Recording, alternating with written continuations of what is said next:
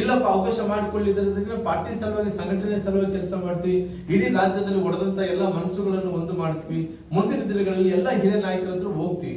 ಬಹುಶಃ ರಾಮನೂರು ಹೋಗ್ತಾ ಇದ್ದಾರೆ ಅಂದ್ರೆ ಯಾರು ಕೂಡ ಇಲ್ಲನೋರಿಲ್ಲ, ಎಲ್ಲರೂ ಕೂಡ ಪ್ರೀತಿಯಿಂದ ನಾನು ಕರ್ಕೊಂತಾರೆ. ಯಾಕಂದ್ರೆ ನನಗೆ ಬಹಳಷ್ಟು ಸೀನಿಯರ್ ಮೋಸ್ಟ್ ಲೀಡರ್ ಇದ್ದೀನಿ. ರಾಮ್ಲೂರ್ ಏನನ್ನು ಹೇಳಿದರೆ ಒಳ್ಳೇದನ್ನು ಹೇಳ್ತಾನ, ಪಾರ್ಟಿ ಹಿತದೃಷ್ಟಿಯಿಂದ ಹೇಳ್ತಾನ ಅನ್ನೋಂಥ ವಿಶ್ವಾಸ ಇದೆ.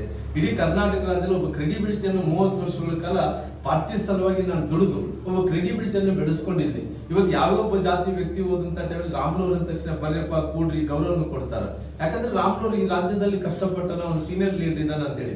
ಹಾಗಾಗಿ ಮುಂದಿನ ದಿನಗಳಲ್ಲಿ ಬಹುಶಃ ನನಗೆ ಒಂದು ಅವಕಾಶವನ್ನು ಮಾಡಿಕೊಟ್ರೆ ಈ ಸಣ್ಣ ಪುಟ್ಟ ಏನು ವ್ಯತ್ಯಾಸಗಳಿದೋ ಆ ವ್ಯತ್ಯಾಸ ಇಲ್ಲಾರ್ದಂತೆ ಎಲ್ಲರೂ ಕೂಡ ಭಾರತೀಯ ಜನತಾ ಪಾರ್ಟಿ ನಮ್ಮ ನಾಯಕರ ನೇತೃತ್ವದಲ್ಲಿ, ರಾಷ್ಟ್ರೀಯ ನಾಯಕರು ಏನು ತೀರ್ಮಾನ ತೋದ್ರ ಅವ್ರ ನೇತೃತ್ವದಲ್ಲಿ ಪಾರ್ಟಿ ಸಂಘಟನೆ ಮಾಡುವಂತ ಕೆಲಸ ಮಾಡ್ತೀವಿ. ಮುಂದಿನ ದಿನಗಳಲ್ಲಿ ಅಧಿಕಾರಕ್ಕೆ ಹೆಂಗ್ ಬರೋಣ ನಾವು ನೋಡ್ತೀವಿ. ಯಾಕಂದ್ರೆ ಇವತ್ತಿನ ಪರಿಸ್ಥಿತಿಯಲ್ಲಿ ಕಾಂಗ್ರೆಸ್ ಅಲ್ಲಿ ಇದ್ದಂತ ನಾಯಕರು ಎಲ್ಲರೂ ಕೂಡ ಬಹಳಷ್ಟು ಬೇಸತ್ತಿದ್ದಾರೆ. ಈ ರಾಜ್ಯದ ಜನರು ಇವತ್ತು ಎಲ್ಲೊಂದು ಕಡೆ ಸುಸ್ತಾಗಿದ್ದಾರೆ, ಯಾವುದೇ ಕೆಲಸಗಳು ಆಗ್ತಾ ಇಲ್ಲ. ಅದಕ್ಕೋಸ್ಕರ ಇದನ್ನ ಸದುಪಯೋಗನ ಮಾಡ್ಕೋಬೇಕು. ಸದುಪಯೋಗ ಮಾಡ್ಕೋಬೇಕಂದ್ರೆ ನಾವೆಲ್ಲರೂ ಕೂಡ ಒಗ್ಗಟ್ಟಾಗಬೇಕಂದ್ರೆ ಸಮಾನ ಮನಸ್ಕರ ಇರ್ಬೇಕು. ಆ ಸಣ್ಣ ಪುಟ್ಟ ವ್ಯತ್ಯಾಸಗಳಿರುವಂತ ಯಾರೊಬ್ರು ಹೋಗಿ ಕೇಳ್ಬೇಕಲ್ಲ, ಯಾಕಪ್ಪ ವ್ಯತ್ಯಾಸ ಯಾಕಿದೆ, ಏನ್ ಮಾಡ್ಬೇಕು, ಕುಂದಿರ್ಬೇಕು, ಚರ್ಚೆ ಮಾಡ್ಬೇಕು. ಬಹಳಷ್ಟು ಮಂದಿ ಕಾರ್ಯಕರ್ತರು ಹಂಗೆ ನಿಂತೋಗ್ಬಿಟ್ಟಾರ, ಸ್ವತಂತ್ರ MLA ಕೆಲವು ಮಂದಿ ಹಂಗೆ ನಿಂತೋಗ್ಬಿಟ್ಟಾರ, MP ಗಳು ಹಂಗೆ ನಿಂತಾರ.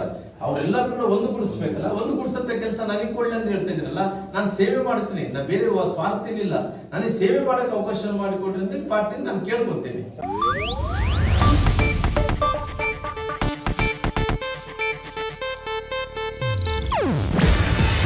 ಇದು ಏಷ್ಯಾನೆಟ್ ನ್ಯೂಸ್ ನೆಟ್ವರ್ಕ್ ಪ್ರಸ್ತುತಿ. ನೀವು ನೋಡ್ತಿದ್ದೀರಾ ಏಷ್ಯಾನೆಟ್ ಸುವರ್ಣ ನ್ಯೂಸ್.